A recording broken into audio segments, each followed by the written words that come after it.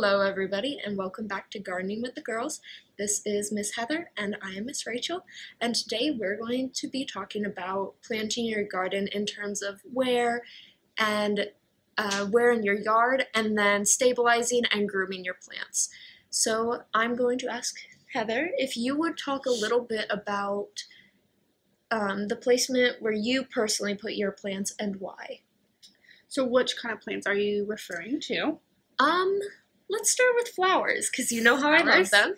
What kind of flowers do you have? And then will you talk a little bit about like full sun and full shade or stuff like that and give advice? Yeah, so the flowers I have 3 to 4 different gardens for my flowers, and then I also do hanging baskets, and then I also do a garden box on my deck in my backyard. So I have little accents a little bit everywhere around my house and my yard.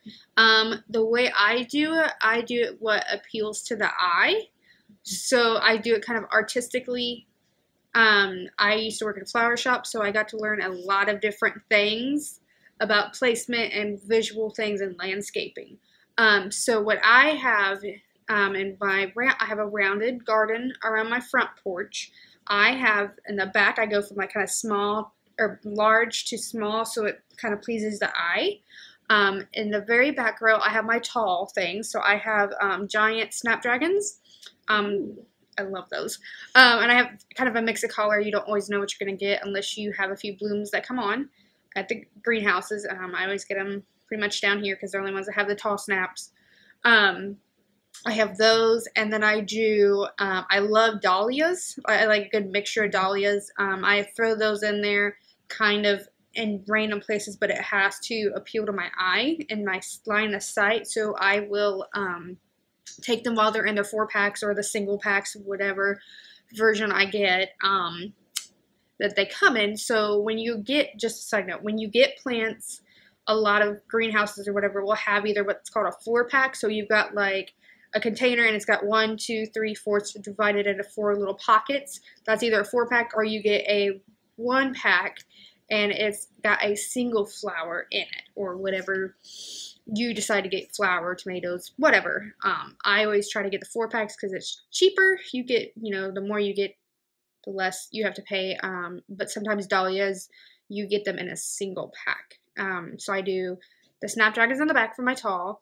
I do dahlias kind of spread around the whole half moon kind of thing. And then I do, for my ground coverage, because the dahlias will grow about 8 inches or so, give or take. 6 to 8 inches is the height on those I've had luck with. And then I do a ground cover well to fill in those blank or bald spots. And I do, they're called Calabroshas, and I just describe them as miniature petunias. And they kind of spread out and grow out, so that gives me a little bit of a ground coverage, and it gives you pops of color.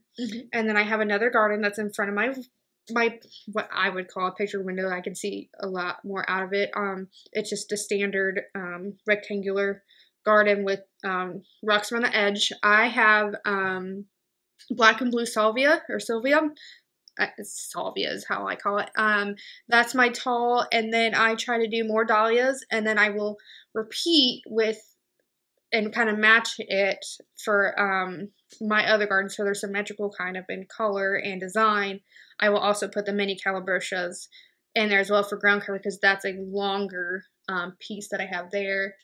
And then I have an iris garden by my side door. That is just strictly irises. I don't add anything because those are perennials. They are bulbs. They will spread every year, and you should thin them out every few years. It may take a year or 2 to establish those, but once they go, you can get out of control pretty quickly. So I've had to thin them out at least once and put them in another spot by my fence. And that's what I do. Right. And something that I want to clarify real quick, by down here, which she said earlier, we're talking about the Ace Hardware store here in Hagerstown. They have a really nice greenhouse. please go support your local businesses. Yes. They don't have starting seeds set out yet, but they will soon as it warms up a little bit. I did just see actually on their sign, they just got seeds in, so. Cool. Yes. So yeah, please go down there, take a look at what they have in stock.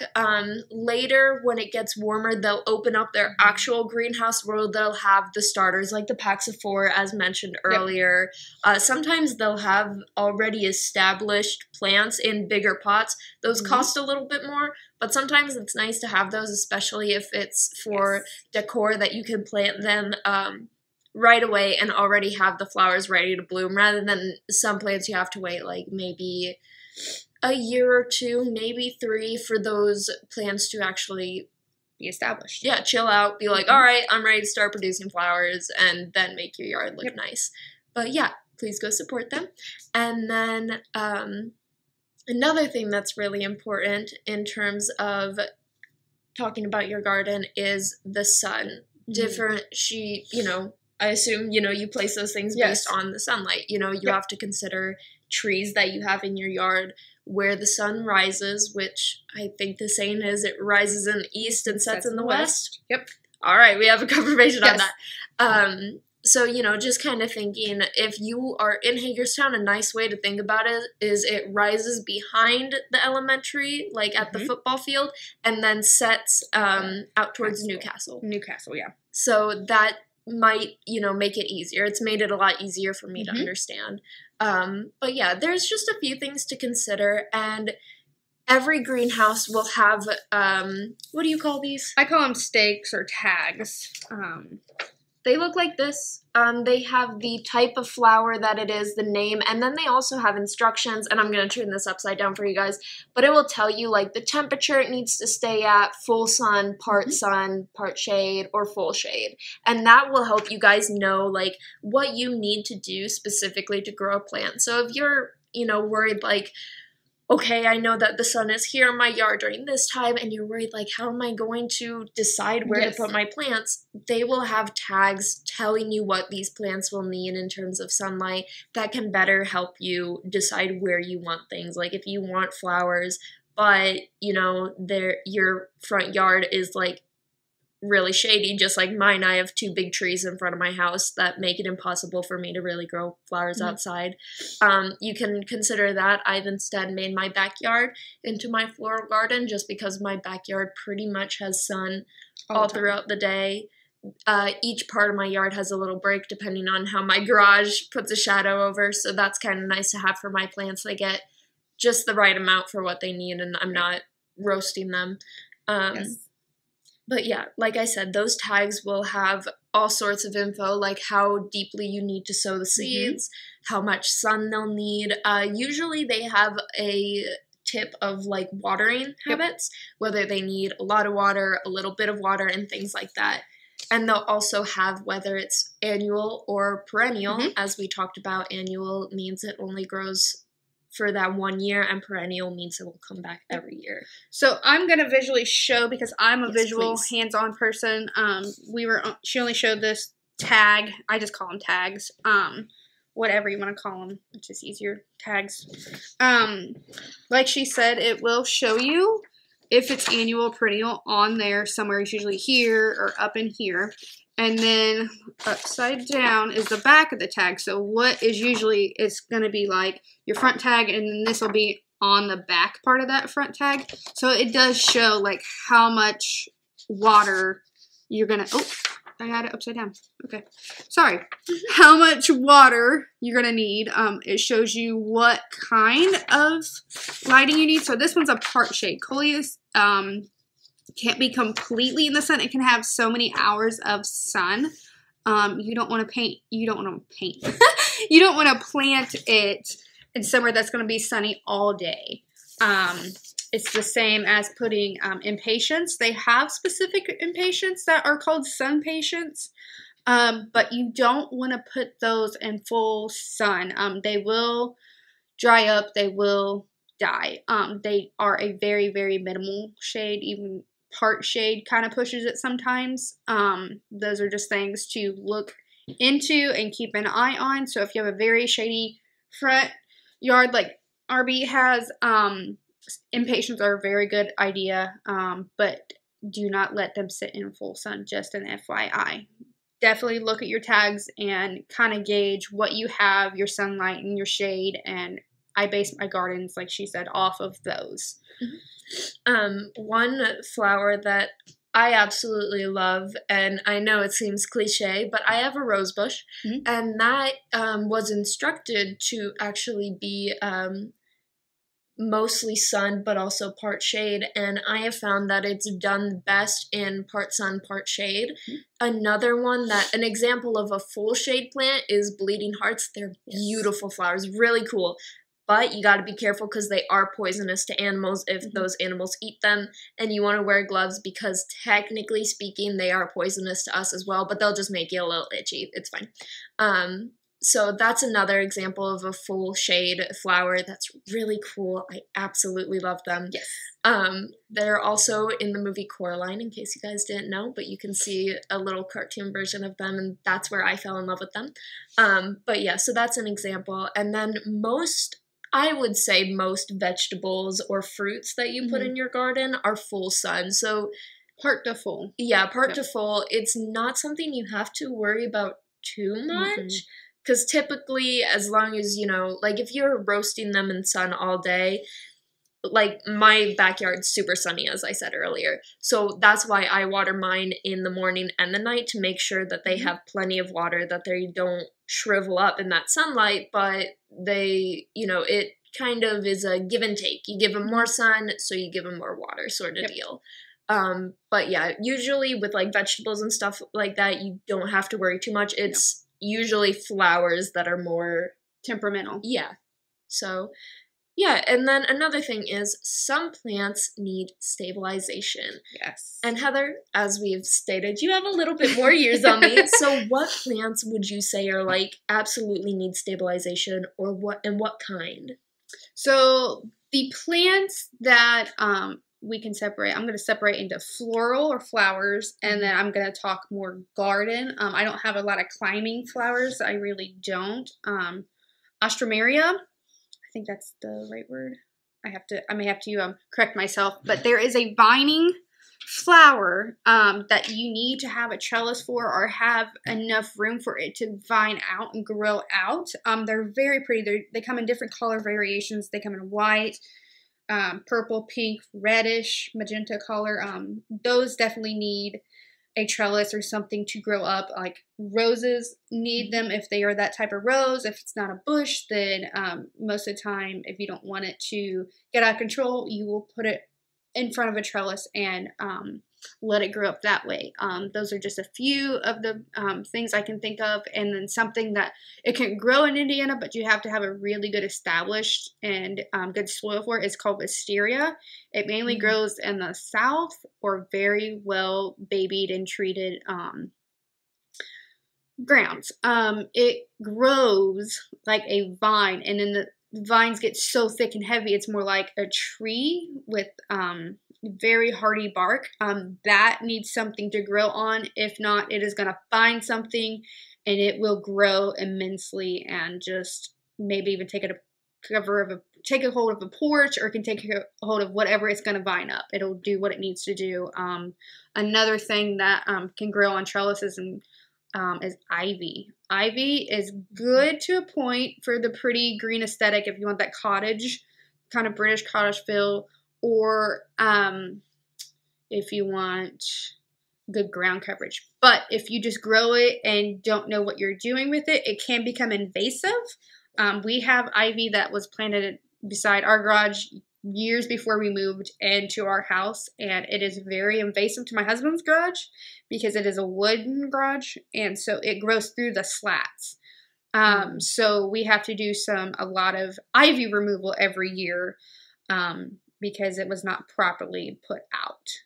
They did not think about the repercussions for later. So that's something else to think about, is your placement of your plants and your flowers. The next part I'm going to talk about is my gardening. I've always been raised with, the tomatoes and green beans, like I said, everything for canning and to keep our grocery bills down. We always put either stakes or cages around our tomatoes, so they'll start coming out here soon. You could do a stake, you can do cage. The way I do it, since I do my tire garden, my husband made me a big metal structure frame. And I'm able to tie up my tomatoes. His grandpa used to do it this way. Just tie them up on a metal rod, and they will hold up instead of them flopping down. Because if you get a heavy bearing tomato like a beefsteak or something like that, they get pretty big and meaty, and that the plants are only teeny tiny around on your stems and foliage. That will bring them down, and you will break your plant and you will lose your crop if it's not fully developed yet. So it's very important to stake up, tie up, or put your tomatoes in a cage, especially in the starting process. Once you get those planted in, it's a good thing to help them mature and grow within that environment. And it helps keep the birds away if you have the tomato cages as well. The other thing I do, I'm kind of rambling, but this is how I know. The other thing I grow is, they're called Kentucky Wanderer green beans. They're a little bit more stringy, but they grow on a vine, and I have like an old cattle panel that my husband made we made an arch out of, and it grows up that. If I didn't have that, then it would grow all over our yard and our fence and be kind of invasive. That's another thing, just kind of some beans that string out and grow on vines. Another thing to consider is your cucumbers. You can grow those on the same kind of structure or trellis, whatever, they will grow up. Just make sure that structure, because cucumbers tend to be weighty. Make sure it's a very sturdy structure and it is stabilized. So. Yeah. Another plant that I tried to grow and ended up personally hating it was a grape plant. Those are ones that are climbers, and usually you wait, I think it's 1 year before you start training them to climb a trellis, and they're a very special kind of stem. They're called tendril stems, and basically what happens is, if you take a plant that is a climber and you touch it, there is a really rapid and instant spread of cells that grow to tell the plant, like, oh, I need to curl around this. And it's constant, and it happens like in literally 1 second. It's amazing. But these specialized stems are made exactly for that. So it's really easy to train them, because as soon as you start just gently weaving them in and out of the terrace or whatever structure you use, those cells will, sporadically say, oh, I can curl around this. And after that first year of training, like I said, it does not take long. You just need to be very gentle with wrapping it around. But after that first year, that plant will automatically know that any new stems that it grows, it needs to climb. Right. So it's super easy. It's really cool as well. But yeah, little fun biology fact. Grape plants take a couple of years to produce. So if you want to grow them, I will give a warning that they're not fast producers like a tomato plant. Another hint for taking care of tomato plants is trimming them, which kind of leads us into our next topic of grooming. Tomato plants, for me, are a hassle because they can just bush and get everywhere and then take over all of my beautiful flowers in my garden, and it's sometimes just a mess. But something that you can do is trim the smaller branches that won't produce as much fruit, so when your plant grows, it will give all of its nutrients to the main branches, which can also end up giving you a better yield and fruit because you're not wasting your plant's energy and nutrients on making things that aren't going to be used. So that's something that we can talk a little bit more in depth of when we talk about tomatoes specifically, as we will be covering the specifics of plants later, are the types of grooming you can do. But that's just something really important. It's not hard. You take some scissors and you just snip off the little baby branches, and that also makes it easier to handle because, as I said, they tend to bush and take over all my beautiful plants. But trimming can really help, and like I said, it can give a better yield. I personally use fertilizer for my tomatoes. There's these little, like, they almost look like wood chips, like mulch, that you can just stick in the ground right next to it and then water, and it will, like, dissolve. I had a fantastic results with that. It was amazing, so I do suggest that. But in terms of other plants, Heather, what do you groom? The things I groom are, the one thing I really need to do, and I keep saying I need to do it every year, but it's, shrubs and lilac trees, or lilac bushes. Lilac bushes typically start out smallish if you get them new.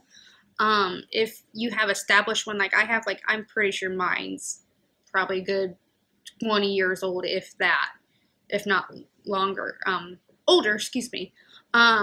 It is good in the fall to trim off that dead or trim it down, because if you have too much, your plant or your shrub is going to just try and keep up with that, and you're not going to have that great of floral or flower buds to it.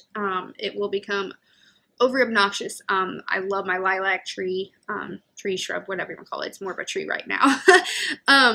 It really needs trimmed. So if you do not keep up on that, it can get out of control. It can get as big as mine is. Mine was already out of control when we moved in 10 years ago. So we've tried it. It does its own thing every year. Another thing I do, it's kind of, I get some odd looks, is I have perennials, which are the flowers that come up every year, that grow in my front gardens. I was just discussing a few minutes ago. I have tulips, I have daisies, or I have tulip daffodils, I have lily of the valley, and a couple other little random sprigs of things that previous owners have planted. When those are done and die off, it's about end of May is when they die off. Beginning of June, if we have a cool spring. I actually cut the greenery off. Really? And then I plant my annuals. And then I put mulch down, and it covers that greenery and the dead perennials, so then it doesn't look like I've had anything but annuals. So I get kind of like a multi-garden purpose out of my gardens. Interesting. I've never heard of that being done. All right. That's how I do it. When your lilac bush, this is just pure curiosity, how tall is it now? Probably as tall as my house. Okay, yeah. So little known fact, lilac bushes are a little bit much to control, but they are beautiful. When I lived in Minnesota, I had a row of giant lilac trees. They were trees. Yeah. And it gave us, they were right against the road, so it gave us like a lot of privacy. And they also smelled amazing. So, like, yes, we walked out of our house, and it was just, if there was a nice breeze, you could just smell those sweet flowers. And personally, I'm scared of bees, but I love and appreciate them because they really take care of my garden. Yes. And those little suckers work hard. They do. And so it was nice because bees love lilacs. They love that soft purple color, sometimes pink. There's purple, there's pink, there's white. They have multicolors now. There's a little bit of a blue. There's a lot of multicolors that botanists have come up with and created and kind of mixed. There's even like one called a Pinky Winky or pink sherbet. It's like a pink and a white, so it's a pink at the base and then it's a white at the tip, so it looks like kind of like a sherbet or a sundae. Interesting. Yeah, but yeah, lilacs are a little bit hard to control, but I love them for the privacy that they give, but they also make things really, like, they just smell amazing. And like I said, bees love them, and it's really important to have bees or dragonflies or some other sort of bug to pollinate, which pollinators is something we'll cover, and the importance of them. So sometimes people will make wasp traps. Those are fine because I don't like wasps either. They scare me.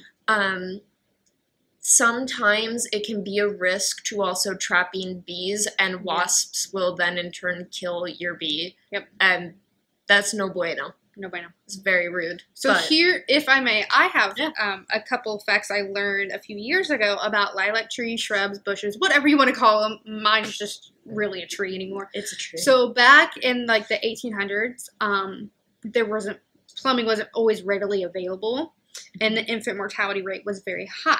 So the two facts, maybe wives' tales I read, was that when you had an outhouse, you know, those would kind of get stinky and smelly. Middle of July, we all know how hot it gets here in July and August. People would actually plant their lilac shrubs and lilac trees next to the outhouse to counteract that smell. So if you have a property that's probably 200 years old and you have a multiple line of lilac trees, that's because they have moved their outhouse or their privies around, and they have just planted as they go, so you could tell where the line of outhouses were. Nice. And then the other one was that with that time period, infant mortality was very, very high. So that was, they either used rosebush as a marker if there was a mortality, if they didn't bury them like in a cemetery or whatever, they'd either use rose bushes or lilac trees to plant. So if you see them randomly, that could be, and you have an older property, that could be something they planted in memoriam, or if they that directly planted if they had a miscarriage or mortality. Right. So that's a little bit of dark history, but a little bit of interesting at the same time. Well, that was fun. Sorry, you're good. Grooming plants typically only applies to shrubberies, some trees, you know, some trees, and then, you know, I would say some vegetables, like those tomato plants. I don't typically see people trim their zucchini plants, but those are ones that creep and crawl and go everywhere as well. I've never seen that. I've never trimmed my tomatoes because she has a different kind of gardening style than I do. She mixes her flowers in. I keep separate because of that. But I have heard of people trimming down kind of the useless and pointless leaves that the tomatoes can have. As we mentioned in a previous video, Miss Rachel Hill also her family has a really big garden, beautiful garden. Her dad is actually very particular about his tomato plants. Like, makes sure he is the one to take care of them, and he trims it down because he's noticed, like, it's easier for him to manage because he is getting up there in age, and, you know, they do have such a big garden that it's just easier on them to trim them, and they have a really good yield with their tomatoes as well. So he could also be another guest speaker for our tomato specialty video because he knows like everything about tomatoes. But yeah, so that covers our idea of planting your garden in terms of where to plant them, stabilizing your plants, and grooming them. So those are a little bit of care tips. That's also something that will constantly come up in more videos. If you feel that this video missed the mark on something specific you were looking for, don't worry. We'll visit these things again, especially when we get into specifics. We will have plenty of info for you. So my lovelies, we will see you next week. Bye, guys.